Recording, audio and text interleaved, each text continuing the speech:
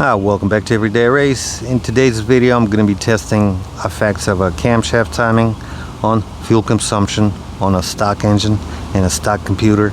No tunes, no schmoons, no nothing.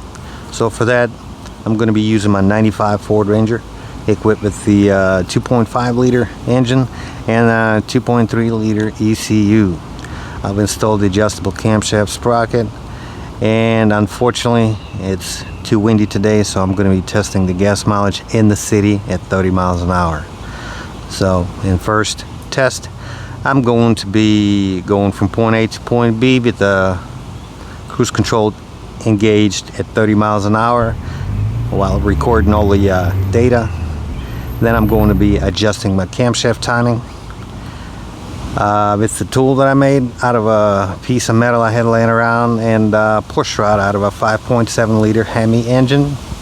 Then I'm going to be doing the exact same test at the exact same speed with the cruise control engaged, and then we're going to see exactly what happens. So enough talking, let's get to the test.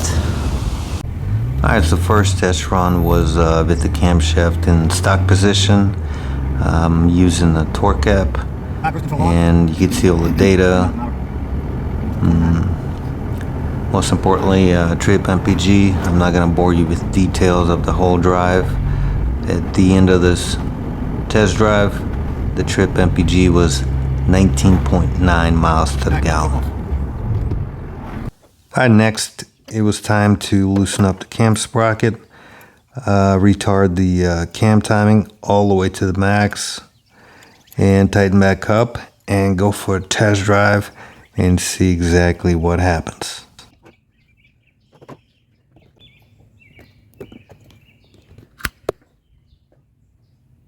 Alright, now it's to the max. You can see that mark on the red part of cam sprocket. Easy peasy.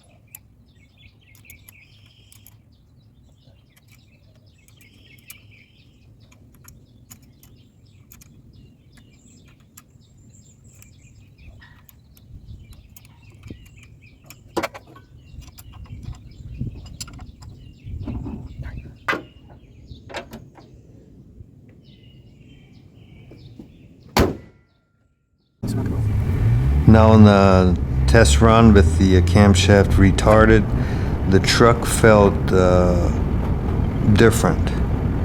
So I was hoping there was going to be a difference in gas mileage, fuel consumption. But to my surprise, at the end of the test drive, it was identical. 19.9 miles to the gallon. Alright, the road is clear. Cruise control off. Alright, so here's an overlay of the data. At the top it's the stock cam timing, and at the bottom it's the retarded cam timing, and at the end you can see it's pretty much identical.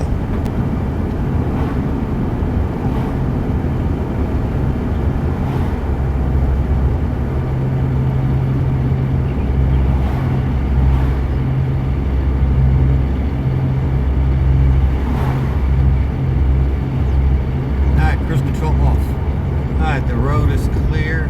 Cruise control off.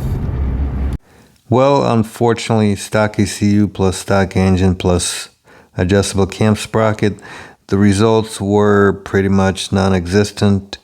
There could have been better results if I had the ability to adjust fuel and ignition timing with the aftermarket ECU, but at this point, this was a waste of money.